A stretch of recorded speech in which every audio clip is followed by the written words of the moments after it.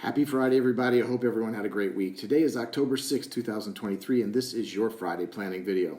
As has been the case a lot recently, by the time Friday rolls around, there's so much to add to the market update since Monday. I've been tempted to talk about that too, but that's just a tease for the Monday market update. There's a lot going on in these markets. I'll continue to bring you a short update on Mondays to recap this past week and to preview what this coming week's going to bring.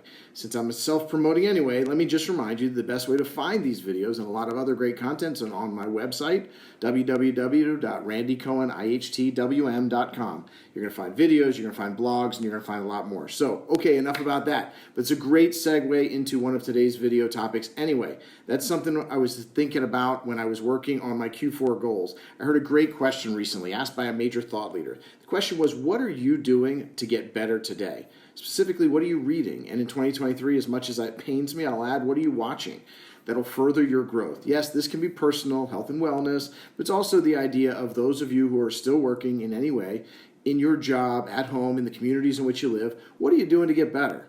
This is directly associated with the planning we're doing as we come into Q4 and see 2024 squarely ahead. First, I want to request again something I tried a few years ago, and I received 2 responses. Thank you to those 2 people. What I will ask you is, can you recommend a book, a publication, a source of information that you're using that you think would be good for others? Quite frankly, really for me. I really want book recommendations, but I wanted to broaden it out a bit. So please email with some ideas. Next, and more importantly, the idea of growth comes to mind daily for me, not just personally, but specifically in regard to the business of you, of the work that we do together to reach your goals, whatever they are. The reason I bring this up is some recent conversations I've had around our dinner table. I mentioned to one of my sons recently that I keep finding that this business just keeps changing. His response was, if you're not changing, you're dead. So I embrace the change because it certainly beats the alternative. So why do I bring this to you as we come into Q4?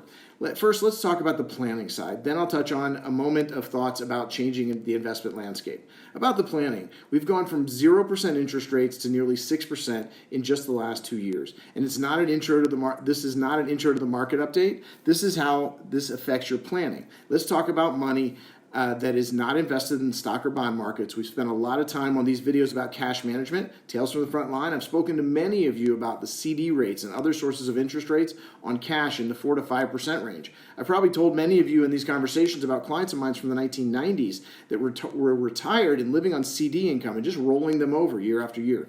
This is something that is unthinkable in the rate environment many of you remember.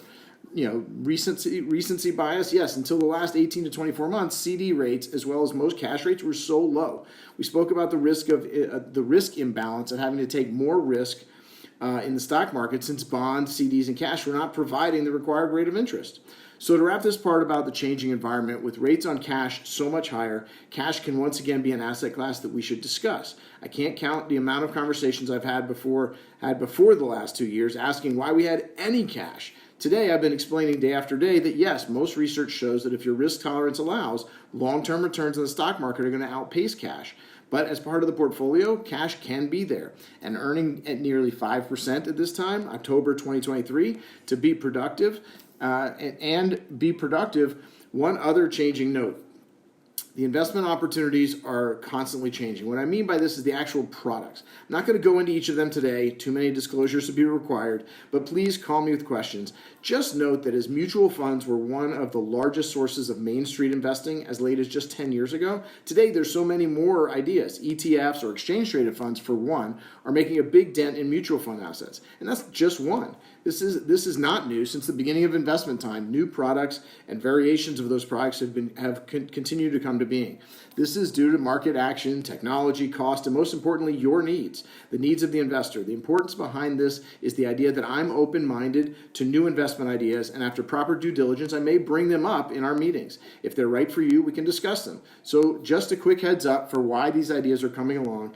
Just the evolution of the markets. Since the first trades in commerce to the first trade under the buttonwood tree in New York on Wall Street, up until now, new products keep coming, and it's prudent to discuss them. They're not all proper for you and your goals, but as you have heard me quote the movie Wall Street many times, the most valuable commodity I know is information. So let's talk about it if we can determine if it's right for you to help you reach your goals.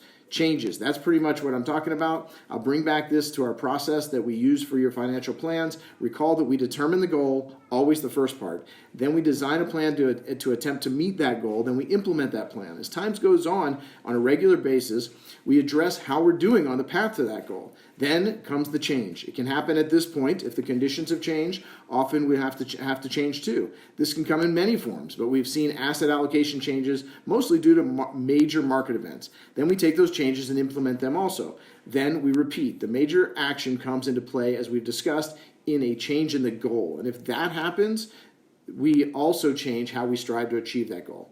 So Jack Welch, former CEO of General Electric, once said, change before you have to. And that's what we're going to try to do.